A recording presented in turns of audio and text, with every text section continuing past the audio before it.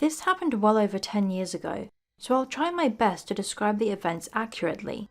One of my childhood homes had a balcony that was attached to both my mother's bedroom and mine via big double glass doors in each of our rooms. Next to the balcony are 2 trees, one I often used to climb up and down from the balcony. This balcony faced out to the street. One night when I was about 13 and my brother and mother weren't home, I was reading in bed with a very dim reading light. I heard what sounded like something moving in one of the trees outside, but this didn't worry me as possums and bats are common in our area. Now, I had thin curtains on the glass doors that separated my room and the balcony. As mentioned previously, the doors faced out towards the street, where street lamplight was always visible through my curtains. Shortly after hearing the tree rustling noises, I see a shadow slowly move past the doors, at which point I immediately turn off my reading light and freeze like a deer in headlights. The shadow is tall, so it wasn't one of the neighbour kids that I'm friends with, and it wasn't my all of 5-foot mother. The person moved slowly, creeping as though they were trying to not be noticed. They wouldn't likely be able to see into my room, but I could see them, thanks to the streetlights behind them creating a dark silhouette. They moved past my doors out of sight. I sat there unable to move or even think about what to do other than be absolutely still. That is, until I heard another sound, the sound of someone trying to open a glass door, my mum's doors to the balcony. I didn't know if she had locked them or not, but I wasn't taking chances. I moved as quickly and as silently as I could to my bedroom door and locked it. I listened for what the person was doing now. They were still jiggling the glass door handle, but it sounded like the doors weren't opening. I felt relief. This person couldn't get in, surely. All I had to do was wait for them to realize that, and then they would leave, right? Well, I heard light footsteps move back along the balcony to my set of glass doors, until I saw his shadow stop directly in front of them. Again, I froze. He couldn't see me. He couldn't know I can see him. I saw a shadow of a hand reach up to my door handle, and my heart stopped. Had I actually locked those doors myself today? I was out there earlier. What if I forgot? The seconds leading up to him grabbing the handle felt like an eternity, but thankfully, when this person tried to open the door, it did not open. It was locked. I sighed such a sigh of relief I was worried he had heard it. After this, he began pacing the length of the balcony. I didn't have a mobile phone, as my mum thought me too young to have one yet, and the landline was at the other end of the house. But I was too scared to take my eyes off this person, even to call for help. I was silently crying, tears falling down my cheeks as I internally prayed that he would just leave. Then I heard him stop moving. He then said, "I could just break the glass, you know." Before I could even process this, I saw car headlights turn around the corner of my street and then stop at our property gate. My mum was home. The person on the balcony moved out of sight, and I heard a loud thump as they jumped off it. When my mum came inside, I was hysterical and was barely coherent in telling her what happened. Eventually I got the message across and she called the police. They never found or caught anyone, but a neighbour reported a truck in the street that matched the description of a truck that had been reported recently for attempted child abductions near my school a block away. Since I walked that short distance daily, the police suspected that he had followed me or seen that I lived there and waited for me to be alone.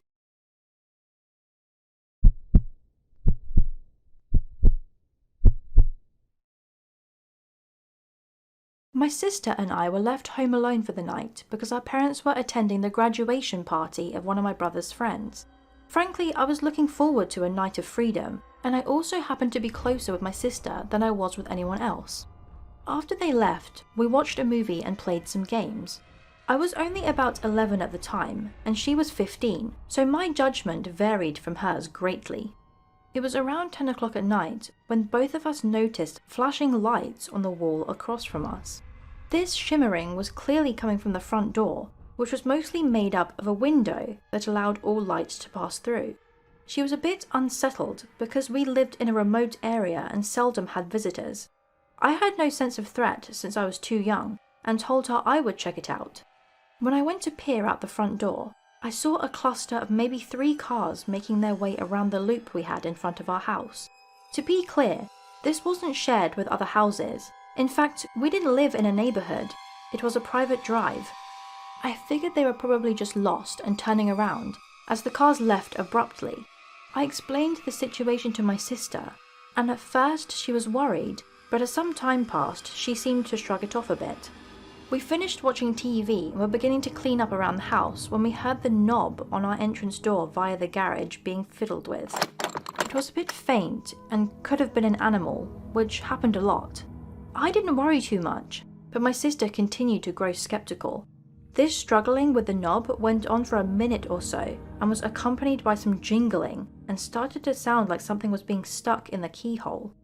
It subsided and then was finished with a firm pound on the door as we heard it echo throughout the house. As someone who was still rather ignorant of danger, I became scared, and my sister looked to me as we were in silence. We paused for about 5 seconds out of shock, and before we could make any movements, we heard the door from our basement open and slam shut. Our basement staircase was across the house, and there was no way one single person could have covered the distance in that time. Using a separate staircase, we crept upstairs with haste. Both of us ran to my sister's room, and we hid in her closet. Once in there, we got on the phone with our parents and informed them. They notified the police and informed us to stay put. In her closet, we fumbled through the dark to grab items that we could use to defend ourselves with. She grabbed her snowboard, which had a sharp metal edge on the side, and I could find nothing better than a sturdy hanger. Both of us breathing heavily, we soon noticed something outgrow the sound of our breaths. We heard footsteps resonate and increase in volume as they clearly came closer and closer to her room. Right as the steps came to a stop, we looked at each other in terror because we knew that this person was now in the room. From under the closet, we saw light pierce through the crack as the switch was flicked. The person walked around the room and began moving stuff, as we could hear from behind the door. The rummaging stopped and the footsteps returned. They were distinctly growing much louder, and 2 shadows formed beneath the crack of light under the door, where his feet had prevented light from coming through. The noise I will never forget is when the knob on the closet door began to turn. It was met with a stiff halt, as we had locked it shut. It was odd. No doors in our house had locks but that one, and thank God it did. He jiggled it a bit, but gave up after a few shakes. His footsteps grew more distant and soon faded. After about 10 minutes, my sister and I started to feel safe, as we no longer heard any sounds. She explained to me that the distance from the closet to the window that allowed us onto the roof was only about 5 feet. We mustered up the courage and darted for the roof. Once up there, we felt much safer, as no one would ever check up there. We waited for about 15 minutes and the cops soon came. They arrived and we got back into the house. It was as if we were returning to a completely different house. Everything had been trashed and ransacked. The aftermath left us with stolen jewelry, a mess in our house, and an experience I'll never forget. We're just lucky the intruder wasn't able to break down the 1-inch wooden barrier that separated us from him, and I can't imagine what he would have done if he did.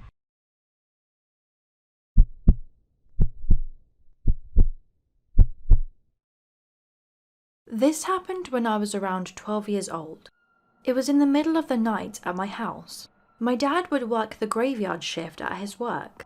Since it was the weekend, I had stayed up most of the night. It was somewhere between midnight and 1 a.m, and my dad had told me to lock the doors and go to sleep, which I did. I went to my room and finally went to sleep, but only for about an hour. At around 2 a.m, I woke up to the sound of knocking on my back door.